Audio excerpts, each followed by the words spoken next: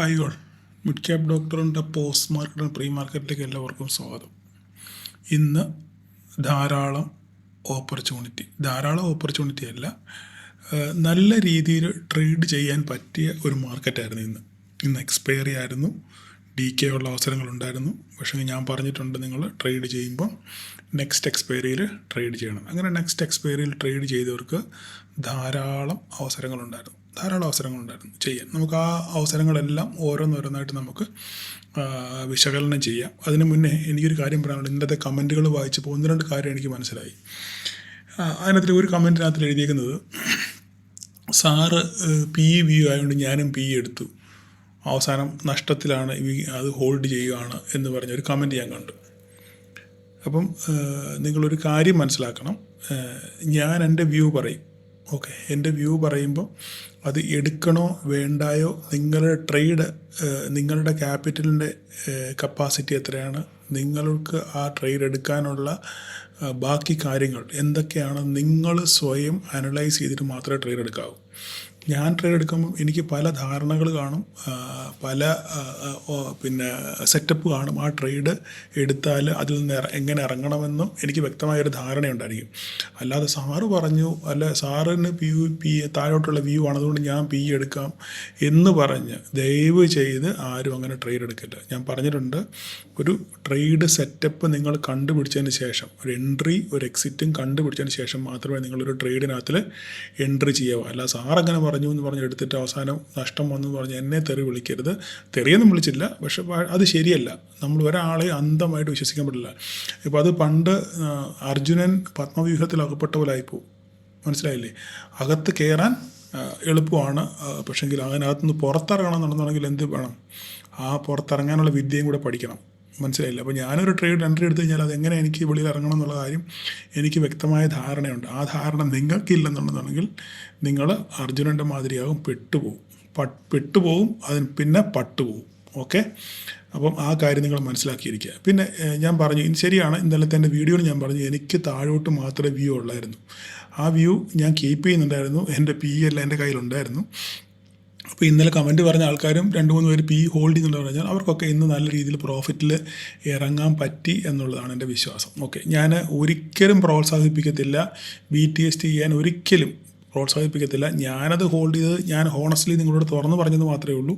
പക്ഷെങ്കിൽ അതിൽ എതിരെ പോയി കഴിഞ്ഞാൽ അതെങ്ങനെ കൈകാര്യം ചെയ്യണം എന്നുള്ള ഒരു കൃത്യമായ ധാരണ എനിക്കുണ്ട്. അതിൻ്റെ പുറത്താണ് ഞാനത് ചെയ്യുന്നത്. കാരണം അതില്ലാതെ നമ്മളിങ്ങനെയൊക്കെ ചെയ്തിട്ട് നമ്മൾ തകർന്നു പോകത്തേ ഉള്ളൂ. അതുകൊണ്ട് അത് മാത്രമല്ല, അതിനനുസരിച്ച് ക്യാപിറ്റൽ വേണം, പല കാര്യങ്ങൾ വേണം. അതുകൊണ്ട് ദയവ് ചെയ്ത് അങ്ങനെ ആരും BTST എടുത്ത് വെച്ച് നഷ്ടം അല്ലെ എന്താ പറയുക, ലോട്ടറി കച്ചവടം പോലെ ചെയ്യരുതെന്ന് ഒരിക്കൽ കൂടി ഞാൻ ഓർപ്പിക്കുന്നു. ഓക്കെ, ഇന്ന് രാവിലെ PE ഹോൾഡ് ചെയ്തവർക്ക് നല്ല രീതിയിൽ പ്രോഫിറ്റ് കിട്ടി കാണും. അതിന് ഒരു 120 പോയിൻറ്റിനടുത്ത് 80 പോയിൻറ്റിനടുത്ത് ഗ്യാപ്പ് ഡൗണും പിന്നെ 10-120 പോയിൻറ്റിനടുത്ത് മാർക്കറ്റ് താഴോട്ട് ഇറങ്ങി വന്നു ഇല്ലേ. അതിനുശേഷം മാർക്കറ്റ് ഇവിടെ വന്നതിന് ശേഷം മാർക്കറ്റ്, അപ്പോൾ ഞാനിന്നലെ പറഞ്ഞിരുന്നു, നമുക്ക് ഞാൻ പറഞ്ഞെന്താണ്, ഇത് നമുക്ക് നിർണായകമാണ്. ഇത് പൊട്ടി താഴോട്ട് ഇറങ്ങി കഴിഞ്ഞാൽ 25,935 അത് പൊട്ടുവാണെന്നുണ്ടെങ്കിൽ ഞാൻ എന്താണ് പറഞ്ഞത്, ഇന്നലത്തെ ലോ ഇല്ലേ, ഇന്നലത്തെ ലോ ഇവിടെ ഉണ്ട്, ഈ ലോ ബ്രേക്ക് ചെയ്യണം. ഈ ലോ ബ്രേക്ക് ചെയ്ത് കഴിഞ്ഞാൽ പിന്നെ നെക്സ്റ്റ് സപ്പോർട്ട് ഇതടിക്കും എന്ന് ഞാൻ പറഞ്ഞു ഇല്ലേ. അതുപോലെ തന്നെ ഇന്നലത്തെ ഈ ലോ ഇവിടെ വന്ന് തട്ടി തിരിച്ചു കയറി. നോക്കിക്കേ, ഇവിടെ വന്ന് തിരിച്ചു കയറി. ഇവിടെ ആരെങ്കിലും ട്രേഡ് എടുത്തിട്ടുണ്ടോ എനിക്കറിയത്തില്ല. പക്ഷേ ഇവിടെ നിങ്ങൾ ട്രാപ്പിൽ പെട്ടിട്ടുണ്ട്. ഇവിടെ ഇവിടെ ഒരു ഓപ്പർച്യൂണിറ്റി ഉണ്ടായിരുന്നത് ഒരു റിജക്ഷൻ ക്യാൻഡിലാണ്. പക്ഷേ ഇവിടെ എത്രത്തോളം നിങ്ങൾക്ക് ക്യാപ്ചർ ചെയ്യാൻ പറ്റി എനിക്കറിയത്തില്ല. കാരണം ഓക്കെ, ന്യായം പാലിച്ചവർക്ക് C എടുത്തവർക്ക് കിട്ടി കാണുമായിരിക്കും, എനിക്കറിയത്തില്ല. അതിനെപ്പറ്റി ഞാൻ ആ ട്രേഡിനെ പറ്റി പറയുന്നില്ല. ഞാൻ പറയുന്ന ട്രേഡ് നിങ്ങൾ പെട്ടുപോയ ട്രേഡാണ്. ഇവിടെയാണ് നിങ്ങൾ പെട്ടുപോയത്, ഇവിടെ. അപ്പോൾ ഒരാൾ എനിക്ക് മെസ്സേജ് അയച്ചു, സാർ ഇവിടെ നിങ്ങൾ പ്രൈസ് ആക്ഷൻ പ്രകാരം ഇവിടെ കറക്റ്റ് അല്ലേ, ഒരു ട്രേഡ് ഓപ്പർച്യൂണിറ്റി ഉണ്ടായിരുന്നല്ലോ, SL അടിച്ചു എന്ന് പറഞ്ഞു. അപ്പോൾ നിങ്ങൾ നോക്കിക്കേ, അവിടെ ട്രേഡ് ഓപ്പർച്യൂണിറ്റി ഉണ്ടായിരുന്നോ?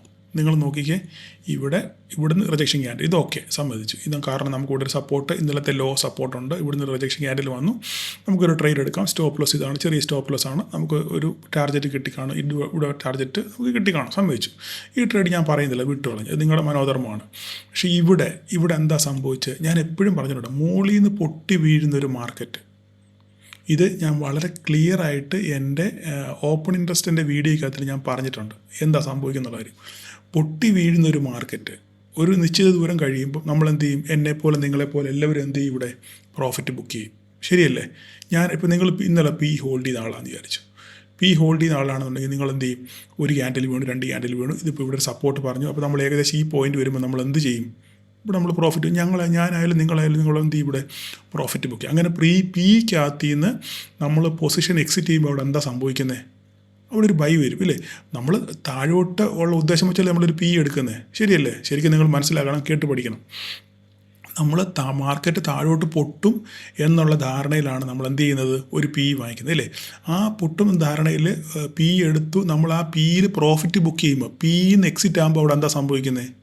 അവിടെ ഒരു ബൈയാണ് നടക്കുന്നത് ഇല്ലേ? പി എന്ന് വെച്ച് കഴിഞ്ഞാൽ താഴോട്ട് മാർക്കറ്റ് വരുന്നു ഇല്ലേ? ആ പി നമ്മൾ എക്സിറ്റ് ചെയ്യുമ്പോൾ എന്താ സംഭവിക്കുന്നത്? മാർക്കറ്റ് റിവേഴ്സ് ചെയ്യും ഇല്ലേ? മാർക്കറ്റ് അവിടെ ഒരു ബൈങ് പ്രഷർ. അപ്പോൾ ഇവിടെ കൂട്ടത്തോടെ ആൾക്കാർ ഒന്നുകിൽ ഇവിടെ കോള് സെല്ല് ചെയ്തവരോ ഇവിടെ എല്ലാവരും ഇറങ്ങും ഇല്ലേ? കോൾ റൈറ്റ് ചെയ്ത് സെല്ല് ചെയ്ത് ഇവിടെ എല്ലാം ഇറങ്ങും, അല്ലെങ്കിൽ പുട്ടെടുത്തവർ ഇവിടെ എല്ലാം ഇറങ്ങും. ഇറങ്ങുമ്പോൾ ഇവിടെ എന്ത് ചെയ്യും? ടോട്ടൽ ഒരു ബൈങ് പ്രഷർ വരും. ആ ബൈങ് പ്രഷറാണ് നമ്മളിവിടെ കണ്ടത് ടെമ്പററി ആയിട്ട്. മനസ്സിലായില്ലേ? ഇത് മനസ്സിലാക്കാനുള്ള കഴിവ് നമുക്ക് വേണം. ഇവിടെ നിങ്ങൾ നോക്കി, ഇനി 5 മിനിറ്റിൻ്റെ ക്യാൻഡിലിൻ്റെ കാര്യം പറഞ്ഞു കഴിഞ്ഞാലോ, 5 മിനിറ്റിൻ്റെ ക്യാൻഡിൽ ഇവിടെ 75 to 80% ബോഡി ഉണ്ടോ ഈ ക്യാൻഡിലിന്? ഉണ്ടോ? താഴെ നല്ലൊരു പകുതിയോളം വിക്കുണ്ട്, മുകളിലും ചെറിയൊരു വിക്കുണ്ട്. ഇതെല്ലാം കണക്ക് കൂട്ടിയാൽ 50% പോലും ആ ബോഡി ഇല്ല. പിന്നെ നമ്മൾ അവിടെ ഇങ്ങനെ ട്രേഡ് എടുക്കും.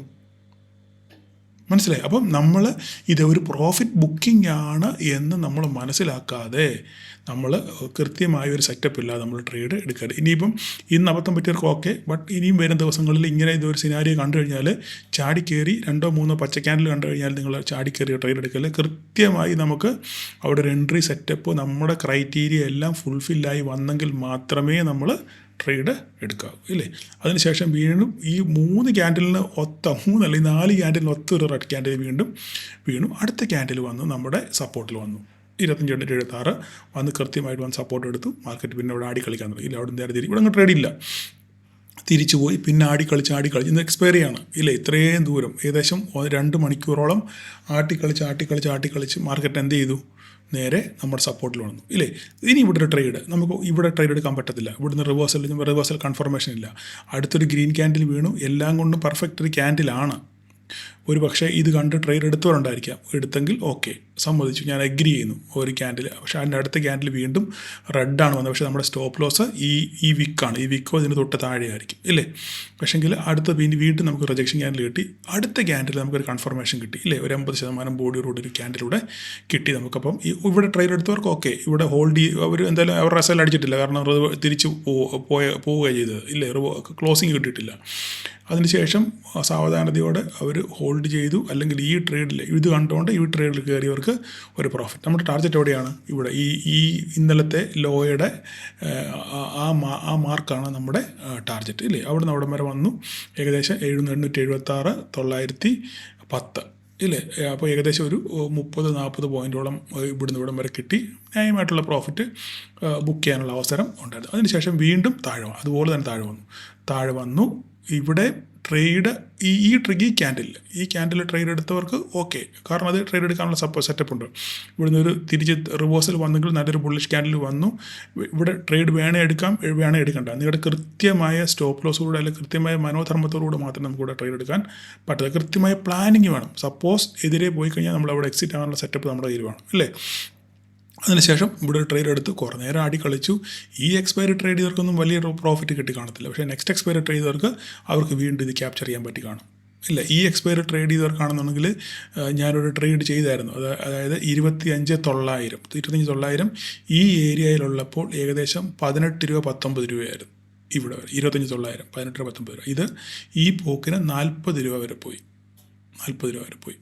അപ്പോൾ ഇതിൽ ഞാൻ ഇവിടെ 19 കയറി 25, 30, 35 ഓർഡർ ഇട്ടാണ് ചെയ്തത്. 25, 30, 35 മൂന്നും ട്രിഗറായി. അത് 41 രൂപ 42 രൂപ വരെ പോയി. ഓക്കെ, അപ്പോൾ അത് വളരെ ഹൈ റിസ്ക്കിയാണ്. ഹീറോ പോലെ കളിക്കാനേ പറ്റത്ത്. ഹൈ റിസ്ക്കിയാണ്. നിങ്ങൾ എത്ര പേര് എടുത്തൊന്നും എനിക്കറിയത്തില്ല. നെക്സ്റ്റ് എക്സ്പയറിൽ ട്രേഡ് ചെയ്യുന്നതാണെങ്കിൽ അവർ നല്ല രീതിയിൽ പ്രോഫിറ്റ് കിട്ടി കാണും. നമ്മൾ ഒരിക്കലും ഈ എക്സ്പയറി കിട്ടുന്നത് അത് അവസാനം 25,900 സീറോ ആയി തീരുകയും ചെയ്തു. ഇവിടെ വരെ പോയതിന് ശേഷം അത് സീറോ ആയി തീർന്നു. അപ്പം അതിവിടെ വന്നപ്പം ഈ സാധനം ഇവിടെ വന്നപ്പം 3,000 രൂപയ്ക്ക് കിട്ടിയായിരുന്നു. 3,000 രൂപയ്ക്ക് ആ 3,000 രൂപ 6 രൂപ വരെ പോയായിരുന്നു. ഇവിടുന്ന് ഇവിടം വരെ 25,900. അവസാനം അത് സീറോ ആയിട്ട് പരിണമിച്ചു. അപ്പോൾ ഞാൻ പറഞ്ഞതിൻ്റെ താല്പര്യം, ഓപ്പർച്യൂണിറ്റി ഉണ്ടായിരുന്നു. പക്ഷേ അത് വളരെ ബുദ്ധിപരമായിട്ട് നിങ്ങൾ ഉപയോഗിച്ചവർക്ക് നല്ല പ്രോഫിറ്റ് കിട്ടിയിട്ടുണ്ട്. അപ്പോൾ നിങ്ങൾ കമൻറ്റ് ചെയ്യുക. ധാരാളം ആൾക്കാർ എനിക്ക് സ്ക്രീൻഷോട്ട് അയച്ചിട്ടുണ്ട്. എപ്പോഴും സ്ക്രീൻഷോട്ട് കാര്യം ഞാൻ പറഞ്ഞ് നിങ്ങളെ ബുദ്ധിമുട്ടിക്കുന്നില്ല. കാരണം ധാരാളം കുറേ പേരെ തുറന്നു പോയി നോക്കില്ല, നമുക്ക് സമയമില്ല. കാരണം ട്രേഡിനിടയിൽ അത് നോക്കാനുള്ള നേരമില്ല. പക്ഷേ നിങ്ങളുടെ സന്തോഷം കൊണ്ടാണ് അയക്കുന്നത് എനിക്കറിയാം. അതിൽ കുറച്ചൊക്കെ പേർക്ക് ഞാൻ ലൈക്ക് അടിച്ചിട്ടുണ്ട്. അപ്പോൾ സന്തോഷം, നിങ്ങളുടെയൊക്കെ പ്രോഫിറ്റ് കാണുന്നതാണല്ലോ എൻ്റെ സന്തോഷം. അതിൽ കൂടുതൽ നമുക്ക് വേറെ ഒന്നും വേണ്ടല്ലോ. അപ്പം അതുപോലെ തന്നെ ഇന്നലെ ഞാൻ നിങ്ങളെ എല്ലാവരെയും വളരെ അപ്രീഷിയേറ്റ് ചെയ്യുന്നു. നിങ്ങൾ ധാരാളം പേര് ഇന്നലെ ട്രേഡ് ചെയ്തില്ല. റൈറ്റ് ഡിസിഷനാണത്. അപ്പം അതായത് അതിനർത്ഥം എന്താണ്? നിങ്ങളൊരു റൈറ്റ് ട്രാക്കിലാണെന്നുള്ളതാണ്, ഇല്ലേ? ട്രേഡ് ഉള്ളപ്പോൾ നമ്മൾ ട്രേഡ് എടുക്കുന്നു, ട്രേഡ് ഇല്ലാത്തപ്പം വെള്ളമില്ലാത്തടത്ത് നമ്മൾ എന്ത് ചെയ്യുന്നില്ല, മുങ്ങാൻ പോകുന്നില്ല. അങ്ങനെ തന്നെ വേണം. അങ്ങനെയാണ്. അതാണ് ഒരു ഡിസിപ്ലിൻഡ് ട്രേഡറിൻ്റെ ഏറ്റവും വലിയ ഗുണം. അതാണ് നമുക്ക് പറ്റുന്ന ടൈമിൽ അല്ല, നമുക്ക് സെറ്റപ്പ് ഉണ്ടെന്ന് തോന്നുന്ന സമയത്ത് മാത്രം നമ്മൾ എന്ത് ചെയ്യണം, ട്രേഡ് ചെയ്യണം. അപ്പോൾ നമ്മൾ സെലക്റ്റീവ് ആവണം. എല്ലാ ദിവസവും ട്രേഡ് ചെയ്യണമെന്നില്ല. നമ്മൾ സെലക്റ്റീവായിട്ട് നമ്മുടെ സെറ്റപ്പ് വരുമ്പോൾ മാത്രം നമ്മൾ ട്രേഡ് ചെയ്യുക. പറഞ്ഞ് പിന്നെയും ഉപദേശത്തിലോട്ട് പോവുകയാണ്. ഓക്കെ, അപ്പോൾ നമുക്ക് ഇന്നത്തെ കാര്യങ്ങൾ കണ്ടല്ലോ. അപ്പോൾ നാളെ ഇനി എന്താ നോക്കണ്ടേ? നാളെ നമുക്ക് മാർക്കറ്റ് ഒരു സപ്പോർട്ടിലാണ് നിൽക്കുന്നത്. 25,836 എന്ന് പറയുന്ന ഒരു സപ്പോർട്ട് എടുത്ത് അവിടെ നിൽക്കുന്നത്. നമുക്ക് നാളെ ഇപ്പോഴത്തെ നിലവ് നോക്കുകയാണെന്നുണ്ടെങ്കിൽ യു എസ് മാർക്കറ്റ് ഇപ്പം 180 പോയിൻ്റുള്ള നെഗറ്റീവിലാണ് ഫ്യൂച്ചർ ഓടിക്കൊണ്ടിരുന്നത്. പക്ഷേ ഇപ്പം ഏകദേശം ഒരു ഫ്ലാറ്റിലാണ് ഓടിക്കൊണ്ടിരിക്കുന്നത്. ദാറ്റ് മീൻസ് യു എസ് മാർക്കറ്റ് ഒരു പക്ഷെങ്കിൽ പച്ചയിലോട്ട് പോകാനുള്ള സാധ്യതയുണ്ട്. അതിൻ്റെ ഒരു എഫക്റ്റ് നമുക്ക് നമ്മുടെ നിഫ്റ്റിയിലും കാണാൻ ഒരു പക്ഷേ സാധ്യതയുണ്ട്. 25,953 ഓടുന്നത്. ചെറിയൊരു പോസിറ്റീവിലാണ് ഓടിക്കൊണ്ടിരിക്കുന്നത്. അപ്പം നമുക്ക് നോക്കാം രാത്രിയിൽ എന്താണ് സംഭവിക്കുന്നത്. അപ്പോൾ ഇവിടെ പറയാനുള്ള 2-3 കാര്യങ്ങളുണ്ട്. അപ്പോൾ അത് സമയം ഒത്തിരി പോകും ചിലപ്പോൾ. എന്നാലും നിങ്ങൾ അറിഞ്ഞിരിക്കണം. ഞാൻ ഈ പറയുന്ന കാര്യങ്ങളൊക്കെ നിങ്ങൾ നാളത്തെ ലെവൽ പറയുന്നതിന് മുമ്പ് ഞാൻ ഈ പറയുന്ന കാര്യങ്ങൾ നിങ്ങൾ ശരിക്കും മനസ്സിലാക്കിയിരിക്കണം. ഒന്നാമത്തെ കാര്യം, നമുക്കിപ്പം വന്നിരിക്കുന്ന പുതിയ ഒരു ന്യൂസ് എന്ന് പറഞ്ഞു കഴിഞ്ഞാൽ നമ്മുടെ ട്രേഡ് ഡെഫിസിറ്റ്, ഓക്കെ, നമ്മുടെ ഇമ്പോർട്ട് എക്സ്പോർട്ട് തമ്മിലുള്ള ആ അന്തരം വളരെ കുറഞ്ഞിട്ടുണ്ട്. ഈ ഇത്രയും 50% താരിഫ് നമുക്ക് അടിച്ചിട്ടും ഈ നവംബർ മാസം നമുക്ക് വന്ന ട്രേഡ് ഡെഫിസിറ്റ്, ഇന്ത്യയുടെ ട്രേഡ് ഡെഫിസിറ്റ് ഡേറ്റ എന്ന് പറഞ്ഞു കഴിഞ്ഞാൽ ഏകദേശം 24.5 ബില്യൺ. അതായത് ഒക്ടോബറിൽ 41.7 ആയിരുന്നു. അതായത് നമ്മുടെ ഈ എക്സ്പോർട്ടും ഇമ്പോർട്ടും തമ്മിലുള്ള അന്തരം, അതാണ് ഡെഫിസിറ്റ് ഉദ്ദേശിക്കുന്നത്. ഓക്കെ, എക്സ്പോർട്ട് ഇമ്പോർട്ട് തമ്മിലുള്ള അന്തരം ഏകദേശം ഒക്ടോബറിൽ 41.7 ബില്യൺ ആയിരുന്നു. ഓക്കെ, അത് നവംബർ മാസമായപ്പം ഏകദേശം 24.5 ബില്യനായിട്ട് കുറഞ്ഞു. അതായത് നമ്മളിപ്പോഴൊരു ഉപഭോഗ രാജ്യമാണ്, ഇല്ലേ? നമ്മൾ കൺസംഷനാണ് നമുക്ക് കൂടുതൽ. അപ്പം നമ്മൾ കൂടുതലും സാധനങ്ങൾ എന്ത് ചെയ്യുന്നത്, വെളി രാജ്യങ്ങളിൽ നമ്മുടെ രാജ്യത്തോട്ട് ഇമ്പോർട്ട് ചെയ്യുന്നത്, ഇല്ലേ? നമുക്ക് എക്സ്പോർട്ടോട്ട് കുറവാണ്. പക്ഷേ ഈ നവംബർ മാസത്തിൽ ഇന്ത്യ കൂടുതൽ എക്സ്പോർട്ട് നടത്തി. ഈവൻ നമുക്ക് 50% താരിഫ് US അടിച്ചിട്ടും നമ്മൾ നമ്മുടെ എക്സ്പോർട്ട് വർദ്ധിപ്പിച്ചു. അതെങ്ങനെ വർദ്ധിപ്പിച്ചു വെച്ച് കഴിഞ്ഞാൽ US അല്ലാതെ മറ്റ് അനേക പാർട്ട്നേഴ്സിനെ കണ്ടുപിടിച്ച്, മറ്റ് അനേക രാജ്യങ്ങളെ കണ്ടുപിടിച്ച് US കയറ്റി അയക്കേണ്ട പല സാധനങ്ങളും അതിന് പല രാജ്യങ്ങളിൽ നമ്മൾ വിപണി കണ്ടെത്തി. അങ്ങനെ ആ രാജ്യങ്ങളിലോട്ട് നമ്മൾ കൂടുതൽ സാധനം കയറ്റി അയച്ചു. ആ അയച്ചതിൽ ഏറ്റവും കൂടുതൽ ഇലക്ട്രോണിക്സും പിന്നെ ജ്വല്ലറിയും പിന്നെ അതുപോലെ ഓട്ടോമൊബൈൽ പാർട്സും എൻജിനീയറിംഗ് പാർട്സും അങ്ങനെയുള്ള സാധനങ്ങളൊക്കെ നമ്മൾ കൂടുതൽ കയറ്റി അയച്ച് നമ്മളുടെ ഡെഫിസിറ്റ് നമ്മൾ കുറച്ചു. അതായത് എക്സ്പോർട്ട് നമ്മൾ കൂടി. അപ്പോൾ നമുക്ക് എന്താണ്, വിദേശ നാണ്യം കൂടുതൽ നമുക്ക് കിട്ടും. അത് നമ്മുടെ സമ്പത്തിനെ എന്ത് ചെയ്യും, അഭിവൃദ്ധിപ്പെടുത്തും. അതുപോലെ തന്നെ US നോക്കിയാലും ഇയർ ഓൺ ഇയർ നോക്കുവാണെങ്കിൽ കഴിഞ്ഞ വർഷത്തെ അപേക്ഷിച്ച് ഈ മാസം ഇയർ ഓൺ ഇയർ നമ്മൾ നോക്കുകയാണെന്നുണ്ടെങ്കിൽ കഴിഞ്ഞ വർഷത്തേക്കാൾ അപേക്ഷിച്ച് 22% കൂടുതൽ എക്സ്പോർട്ട് നമ്മൾ നടത്തി. ആർക്ക്? അമേരിക്ക നടത്തി. ഇത്രയും 50% താരിഫ് ഉള്ളപ്പോഴും. അപ്പോൾ ഇത് പണി മേടിക്കുന്നത് ആരാണ്?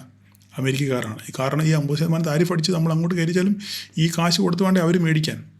ശരിയല്ലേ പറഞ്ഞത്? അപ്പോൾ പണി മേടിച്ചത് ആരാണ്? അമേരിക്കക്കാരാണ് പണി മേടിക്കുന്നത്. അപ്പം ഇതൊക്കെയാണ് ഇതിൻ്റെ ആഫ്റ്റർ എഫക്റ്റ് എന്ന് പറഞ്ഞു കഴിഞ്ഞാൽ. അപ്പം ഇങ്ങനെയുള്ള കാര്യങ്ങളൊക്കെ മനസ്സിലാകും. അപ്പം ഇതെന്താ സൂചിപ്പിക്കുന്നത്? ഇത് അമേരിക്കയെ എത്രയും പെട്ടെന്ന് തന്നെ ഒരു ട്രേഡ് ഡീലിലേക്ക് കൊണ്ടെത്തിക്കാനുള്ള എല്ലാ സാഹചര്യങ്ങളും ഇപ്പം ഉണ്ട്. അതുകൊണ്ട് ഏത് സമയത്തും ട്രേഡ് ഡീൽ വരാനുള്ള സാധ്യത വളരെ കൂടുതലാണ്. അപ്പോൾ തന്നെ പ്രശ്നം ഇപ്പം ഏകദേശം ട്രേഡ് ഡീലെല്ലാം ഓക്കെ ആയി. പക്ഷേ ഇതിലെ പ്രശ്നം എന്ന് പറഞ്ഞാൽ ഈ ജം ഫുഡ്സാണ്. ജം ഫുഡ്സ് അല്ല, ജം ഫുഡ്സ്, ജം വെജിറ്റബിൾസ്, അതായത് ജനറ്റിക്കലി മോഡിഫൈഡ്, അതായത് ജനിതക മാറ്റം വരുത്തിയ ഞാൻ നേരത്തെ എൻ്റെ വീഡിയോകളിൽ പറഞ്ഞിട്ടുണ്ട്. ഇപ്പോൾ ഇത് പുതുതായിട്ട് കേൾക്കുന്നവർക്ക് വേണ്ടി പറയുകയാണ്. ജനിതക മാറ്റം വരുത്തിയ പിന്നെ പല വെജിറ്റബിൾസും ഇവിടെ ഗൾഫിലുള്ളവർക്കൊക്കെ അറിയാം. നമ്മുടെ നാട്ടിൽ ചെറിയ വഴുതനങ്ങ കിട്ടുന്നെങ്കിൽ ഇവിടെ ആണെന്നുണ്ടെങ്കിൽ ഒരു വഴുതനങ്ങ 1 കിലോ 1.5 കിലോ ആണ്. അത് വെച്ച് കഴിഞ്ഞാൽ ജനിതക മാറ്റം വരുത്തി വലിയ രീതിയിൽ അത് പ്രൊഡക്ഷൻ നടത്തുന്നതുകൊണ്ടാണ് അത് അങ്ങനെ സംഭവിക്കുന്നത്. അതുപോലെ തന്നെയാണ് അമേരിക്കൻ നമ്മൾ ഈ അങ്ങനെയുള്ള സാധനങ്ങൾ ഇന്ത്യയിലോട്ട് ഇറക്കുമതി ചെയ്യണമെന്ന് അമേരിക്ക നിർബന്ധിക്കുന്നു. അതുപോലെ അമേരിക്കയുടെ ചോളം, അതുപോലെ അമേരിക്കയുടെ ചീസ്, അങ്ങനെയുള്ള ഡയറി പ്രോഡക്ട്സ്, ഇങ്ങനെയുള്ള സാധനങ്ങളൊക്കെ ഇറക്കാൻ വേണ്ടി അമേരിക്ക വളരെയധികം നിർബന്ധിക്കും. പക്ഷേ ഇന്ത്യ ഒരു കാരണവശാലും അത് സമ്മതിക്കത്തില്ല. അപ്പോൾ ഇപ്പോൾ ഇത്രയും ട്രേഡ് ഡെഫിസിറ്റ് വരികയും അമേരിക്കയിൽ പിന്നെ ആൾക്കാർക്ക് കൂടുതൽ ഉപഭോഗം ഇന്ത്യൻ സാധനങ്ങൾ വേണം എന്നുള്ള റിക്വയർമെൻറ്റ് വന്നതോടുകൂടെ അമേരിക്കയിൽ ഇൻഫ്ലേഷൻ കൂടാനുള്ള സാധ്യതയുണ്ട്. അതുപോലെ തന്നെ നമുക്ക് അവർക്ക് എങ്ങനെയെങ്കിലും ട്രേഡ് ഡീലിൽ ഒരു സമവായം വരുത്തണം എന്നുള്ളൊരു ചിന്തയും അവർക്ക് കൂടിയിട്ടുണ്ട്. അതുകൊണ്ട് ഏത് നിമിഷവും ഈ സംഭവം നടക്കാനുള്ള സാധ്യത വളരെ കൂടുതലാണ്. ഓക്കെ, വന്നത്. അപ്പോൾ തന്നെ ഇതിൻ്റെ ഓപ്പോസിറ്റ് കാര്യം വേറെ ഡെമോക്രസിൻ്റെ വാള് പോലെ വേറൊരു സംഭവം എന്ന് പറഞ്ഞു കഴിഞ്ഞാൽ ജപ്പാൻ്റെ ഇൻട്രസ്റ്റ് റേറ്റ് ഹൈക്കാണ്. ഞാനതിനെപ്പറ്റി വിശദമായിട്ട് കഴിഞ്ഞ വീക്കിനനുസരിച്ച് പറഞ്ഞിട്ടുണ്ടായിരുന്നു. 18-19 അവരുടെ പോളിസി ഡിസൈഡ് ചെയ്യുന്ന ദിവസങ്ങൾ. അപ്പം ഏകദേശം 19-ാം തീയതി അവർ റേറ്റ് ഹൈക്ക് ചെയ്യുന്നുള്ളത് ഏകദേശം 90% ഉറപ്പായി. അങ്ങനെ റേറ്റ് ഹൈക്ക് ചെയ്യുകയാണെന്നുണ്ടെങ്കിൽ മാർക്കറ്റിൽ ഒരു സെൽ ഓഫിനുള്ള സാധ്യതയും ഉണ്ട്. അപ്പം ഇത് ഈ കാര്യങ്ങളൊക്കെ നിങ്ങളുടെ മനസ്സിലിരിക്കുക. ഇത് വെച്ച് വേണം നിങ്ങൾ ട്രേഡ് ചെയ്യാൻ. കൃത്യമായ ഇടവേളകളിൽ നിങ്ങൾ പ്രോഫിറ്റുകൾ ബുക്ക് ചെയ്യാൻ ശ്രമിക്കുക. ഓക്കെ, ഓവർനൈറ്റ് ഹോൾഡ് ചെയ്യുന്നവരൊക്കെ വളരെ സൂക്ഷിച്ച് വേണം കാര്യങ്ങൾ ചെയ്യാൻ. ഓക്കെ, അപ്പോൾ ഈ 2 കാര്യങ്ങൾ നിങ്ങൾക്ക് മനസ്സിലായല്ലോ. അപ്പോൾ ഇനിയിപ്പോൾ നമ്മൾ മനസ്സിലാക്കിയിരിക്കേണ്ട കാര്യം നാളെ മാർക്കറ്റിൽ എന്ത് സംഭവിക്കുന്നുള്ളതാണ്. നാളെ 25,836 നമുക്കൊരു സപ്പോർട്ടുണ്ട്. നിലവിൽ US മാർക്കറ്റ് ഫ്ലാറ്റ് ഒരു പോസിറ്റീവ് ടെറിട്ടറിയിലാണ് പോകുന്നത്. അങ്ങനെയാണെന്നുണ്ടെങ്കിൽ നാളെ നമുക്കിനിയിപ്പോൾ ഈ ലൈൻ്റെ ആവശ്യമില്ല, ഈ ലൈൻ വേണ്ട. നാളെ നമുക്ക് ഇതിൻ്റെ മുകളിൽ നാളെ ഗ്യാപ്പ് അപ്പ് ഓപ്പൺ കിട്ടുകയാണെന്നുണ്ടെങ്കിൽ 25,900 റേഞ്ചിൽ നമുക്ക് ഇതിനകത്തിൽ ഗ്യാപ്പ് അപ്പ് ഓപ്പൺ കിട്ടുകയാണെന്നുണ്ടെങ്കിൽ നമുക്ക് നാളെ 26,010 നിങ്ങൾക്ക് എല്ലാവർക്കും കാണാപ്പാടായിട്ടുള്ള ലെവലാണ് 26,011 അല്ലേ. 26,011 എത്താനുള്ള സാധ്യത വളരെ കൂടുതലാണ് നാളെ മാർക്കറ്റിൽ. അപ്പം എവിടെ ഓപ്പൺ ചെയ്യണം? ഗ്യാപ്പ് അപ്പിൽ ഓപ്പൺ ചെയ്യണം. ഗ്യാപ്പ് അപ്പിൽ ഓപ്പൺ ചെയ്ത് 25,935 ബ്രേക്ക് ചെയ്ത് കഴിഞ്ഞാൽ 26,011 വരെ എത്താനുള്ള സാധ്യത വളരെ കൂടുതലാണ്.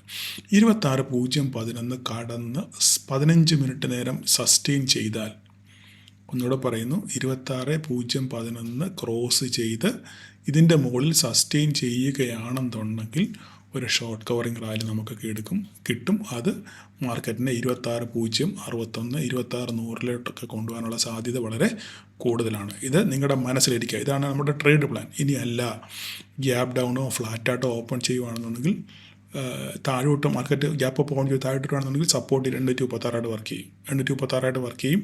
ഇല്ല താഴോട്ട് ഇറങ്ങുകയാണെന്നുണ്ടെങ്കിൽ നമുക്കിവിടെ സാധനങ്ങളുണ്ട്. 783, 708, 649 ഒക്കെ നമുക്ക് താഴോട്ടുണ്ട്. പക്ഷേ നിലവിലത്തെ സാഹചര്യം അനുസരിച്ച് നാളെ മാർക്കറ്റ് മോളോട്ട് പോകാനുള്ള സാഹചര്യങ്ങളാണ് നിലവിൽ കാണുന്നത്. രാത്രി വേറെ ഒന്നും സംഭവിച്ചില്ലെന്നുണ്ടെങ്കിൽ അപ്പം എങ്ങോട്ട് പോയാലും ട്രെൻഡിനൊത്ത് നമ്മൾ നമ്മുടെ ട്രേഡുകൾ പ്ലാൻ ചെയ്യുക. ഓക്കെ, അപ്പം കാര്യങ്ങളെല്ലാവർക്കും മനസ്സിലായല്ലോ. ബാങ്ക് നിഫ്റ്റി നോക്കാം. ബാങ്ക് നിഫ്റ്റി കൃത്യമായിട്ട് നമ്മുടെ ലെവലുകളൊക്കെ സപ്പോർട്ട് ചെയ്ത് ഇന്നൊരു കൺസോൾട്ടേഷൻ മോഡിലായിരുന്നു. കാരണം എന്താണെന്നറിയാമോ? മാർക്കറ്റ് ഗ്യാപ്പ് നോക്കിക്കേ, നമ്മൾ ഓപ്പൺ ചെയ്ത് തന്നെ നമ്മുടെ പോയിന്റിലാണ് ഇല്ലേ. അതിനുശേഷം അവസാനിച്ചത് നമ്മുടെ പോയിന്റിലാണ്. എന്താ സംഭവിച്ചതെന്ന് വെച്ചാൽ ബാങ്ക് നിഫ്റ്റിയിൽ ഇന്ന് ഇത്രയും വലിയൊരു ഫോൾ വരാനുള്ള കാരണം ആക്സിസ് ബാങ്കിൽ ഒരു നെഗറ്റീവ് ന്യൂസ് ഉണ്ടായിരുന്നു. ആക്സിസ് ബാങ്കാണ് ചെറുതായിട്ടൊന്ന് ക്രാഷ് ചെയ്ത് ഒരു 4%, 5% ആക്സിസ് ബാങ്ക് പൊട്ടി. അതിൻ്റെ ഒരു ആഫ്റ്റർ എഫക്റ്റാണ് നമ്മൾ ബാങ്ക് നിഫ്റ്റിയിൽ കൂടുതൽ കണ്ടത്. അപ്പോൾ അതാണ് ഒരു കൺസോൾട്ടേഷൻ മോഡിലോട്ട് ബാങ്ക് നിഫ്റ്റി പോയത്. വരും ദിവസങ്ങളിൽ എങ്ങനെയാണ് സംഭവിക്കുന്നുള്ളത് ലെവലുകളൊക്കെ ഇവിടെ കിടപ്പുണ്ട്. നിങ്ങളത് നോക്കി നിങ്ങൾ ട്രേഡ് ചെയ്യാൻ നോക്കുക. മിഡ് ക്യാപ്പിൻ്റെ കാര്യം പറഞ്ഞു കഴിഞ്ഞാൽ ഞാൻ നിങ്ങളോട് പല പ്രാവശ്യം പറഞ്ഞിട്ടുണ്ട്. മിഡ് ക്യാപ്പിൽ വയലൻ്റ് മൂവുകളാണ് ഉണ്ടാകുന്നത്, വയലൻ്റ് മൂവുകൾ. അപ്പോൾ ഞാൻ നല്ലൊരു ട്രേഡ് ഓപ്പർച്യൂണിറ്റി ഉണ്ടായിരുന്നു. മാർക്കറ്റ് പൊട്ടി താഴോട്ട് വന്നതിന് ശേഷം സപ്പോർട്ട് എടുത്തതിന് ശേഷം ഇവിടെ വന്ന ശേഷം ഞാനിത് നമ്മുടെ ഗ്രൂപ്പിലിട്ടായിരുന്നു. വളരെ ഗ്രൂപ്പിൽ ഞാനിട്ടപ്പം ഞാൻ പറഞ്ഞത് ക്രൂഷ്യൽ ഇമ്പോർട്ടൻറ്റ് സപ്പോർട്ടാണെന്ന് പറഞ്ഞു. ഇവിടെ നല്ല രീതിയിൽ മാർക്കറ്റ് ഒരു 50-60 707 to 60 ഏകദേശം 50 പോയിൻറ്റുള്ള മാർക്കറ്റ് ഇവിടെ നിന്ന് കയറി നമുക്ക് ന്യായമായിട്ടുള്ള പ്രോഫിറ്റ് ബുക്ക് ചെയ്യാനുള്ളൊരു അവസരം ഇവിടെ ഉണ്ടായിരുന്നു. ശരിക്കും നല്ലപോലെ നമ്മുടെ മിഡ് ക്യാപ്പിലൊക്കെ നല്ലപോലെ ആൾക്കാർ ട്രേഡ് ചെയ്ത് പ്രോഫിറ്റ് ഉണ്ടാക്കുന്നുണ്ട്. അവരൊക്കെ ഞാൻ അപ്രീഷിയേറ്റ് ചെയ്യുന്നു. കാരണം മിഡ് ക്യാപ്പിൽ ധാരാളം പേര് ട്രേഡ് ചെയ്യുന്നുണ്ട്. ഓക്കെ, അപ്പോൾ നിങ്ങൾ സൂക്ഷിച്ചുകൊണ്ട് ട്രേഡ് ചെയ്യുക. അപ്പോൾ നാളെ നമുക്കിപ്പോൾ ഇവിടെ നോക്കുകയാണെങ്കിൽ ഒരു പാറ്റേൺ ഉണ്ട്. ഇവിടെ ഈ പാറ്റേൺ നമ്മൾ നോക്കി കഴിഞ്ഞാൽ നമുക്ക് മനസ്സിലാവും. ഇതാ നോക്കിക്കഴിഞ്ഞാൽ ഞാൻ ഗ്രൂപ്പിൽ വരച്ചിട്ടൊന്നും എനിക്കറിയത്തില്ല. ഞാൻ ഗ്രൂപ്പിൽ അന്നേരം വായിച്ചിട്ട് നിങ്ങളെല്ലാവരും അപ്പം തന്നെ ട്രേഡ് എടുക്കുക. അതുകൊണ്ട് ഞാൻ പറയാൻ ചെയ്തത് ഇതാ നോക്കിക്കേ, ഇവിടെ ഒരു ഇൻവേർട്ടഡ് ഹെഡ് ആൻഡ് ഷോൾഡർ ഉണ്ട്, കണ്ടോ? ഇങ്ങനെ നോക്കി ഇങ്ങനെ വന്ന് ഇങ്ങനെ പോകാനുള്ള സാധ്യത വളരെ കൂടുതലാണ് മിഡ് ക്യാപ്പിനതിൽ. അപ്പം നമുക്ക് നോക്കാം നാളെ ഇങ്ങനെ സംഭവിക്കുക എന്നുള്ള കാര്യം. ഓക്കെ, നാളെ ഒരു ഗ്യാപ്പ് അപ്പോട് കൂടെ ഇങ്ങനെ കറങ്ങി ഗ്യാപ്പ് അപ്പോട് കൂടെ വരുവാണെന്നുണ്ടെങ്കിൽ ഇതിനെ മുകളിൽ ഓപ്പൺ ചെയ്ത് കഴിഞ്ഞാൽ നമുക്ക് ഇത് കംപ്ലീറ്റ് ആവും. ഓക്കെ, അപ്പോൾ ഇത് കണ്ടുപിടിച്ചാൽ എത്ര പേരാണെന്ന് എനിക്കറിയത്തില്ല. ഞാനിത് ഇടാഞ്ഞതിൻ്റെ കാര്യം, ഞാനിത് ഇട്ട് കഴിഞ്ഞാൽ ഉടനെ ഇപ്പോൾ ഈ ഒരു ഇത് പോസ്റ്റ് അവിടെ ഇട്ട് കഴിഞ്ഞാൽ അപ്പം തന്നെ നിങ്ങൾ എല്ലാവരും സി എടുത്ത് വെക്കും. നാളെ ഏതെങ്കിലും കാരണവശാൽ പിന്നെ മാർക്കറ്റ് പോയി കഴിഞ്ഞാൽ വൻ നഷ്ടം വരും. കാരണം മിഡ് ക്യാപ്പ് 140 ക്വാണ്ടിറ്റിയാണ്, നഷ്ടം വരാനുള്ള സാധ്യത കൂടുതൽ. അതുകൊണ്ടാണ് ഞാനിത് അവസാന നിമിഷം ഞാനിത് പോസ്റ്റ് ചെയ്യാഞ്ഞത്. കാരണം നിങ്ങളെല്ലാവരും സി എടുത്ത് വെക്കും. എനിക്കറിയാം സാറിനെ വിശ്വാസമാണ്, സാറ് പറഞ്ഞെടുത്തിട്ട് പോകുമെന്ന് വിചാരിച്ച് നിങ്ങൾ ട്രേഡ് എടുക്കും. എന്തെങ്കിലും പറ്റി പിന്നെ തിരിച്ച് മാർക്കറ്റ് നെഗറ്റീവ് എന്ന് കഴിഞ്ഞാൽ വലിയ ലോസ് ഉണ്ടാകും. അവസാനം എനിക്ക് നാണക്കേടാവും. ശരിയല്ലേ പറഞ്ഞേ? നമ്മൾ മാക്സിമം നാണക്കേട് ഉണ്ടാകാതിരിക്കാൻ വേണ്ടിയാണ് കഴിവതും പരിശ്രമിക്കുന്നത്. ഓക്കെ, അപ്പം കാര്യങ്ങളൊക്കെ ഏകദേശം മനസ്സിലായല്ലോ. എല്ലാം നിങ്ങളുടെ ലെവലുകളൊക്കെ നിങ്ങളുടെ കൃത്യമായിട്ട് നിങ്ങളുടെ കയ്യിലുണ്ട്. അപ്പം നിങ്ങൾ അതനുസരിച്ച് ട്രേഡ് ചെയ്യാൻ ശ്രമിക്കുക, പഠിക്കുകയല്ലാതെ വേറെ ഒരു മാർഗ്ഗവുമില്ല. പഠിച്ചു കഴിഞ്ഞാൽ നിങ്ങൾക്ക് രക്ഷപ്പെടാം. ഓക്കെ, അതുകൊണ്ട് നിങ്ങളെല്ലാവരും പ്രൈസ് ആക്ഷൻ സീരീസ് കാണുക. ചാർട്ടിൽ എങ്ങനെ ട്രേഡ് എടുക്കാം, റിജക്ഷൻ ക്യാൻഡിൽ എങ്ങനെ ട്രേഡ് എടുക്കാം, എല്ലാം ഞാൻ ചെയ്തു വെച്ചിട്ടുണ്ട്. ഓക്കെ, അപ്പോൾ നിങ്ങളത് സമയം കിട്ടുമ്പോൾ നിങ്ങളുടെ സമയത്തിന് സന്ദർഭത്തിനനുസരിച്ച് മനസാന്നിധ്യത്തോടെ നിങ്ങളത് കേൾക്കാൻ ശ്രമിക്കുക, കേട്ട് പഠിക്കുക. പഠിച്ചാൽ വിജയിക്കാം, അതിന് യാതൊരു തർക്കവുമില്ല. ഓക്കെ, ഒത്തിരി സമയം നീണ്ടുപോയി, പക്ഷേങ്കിൽ നിങ്ങൾക്ക് ഇതൊരു ഉപകാരപ്പെടുമെന്ന് വിചാരിക്കുന്നു. അപ്പോൾ നാളെ എല്ലാവർക്കും ഒരു പ്രോഫിറ്റബിൾ ഡേ ആശംസിക്കുന്നു. Thank you.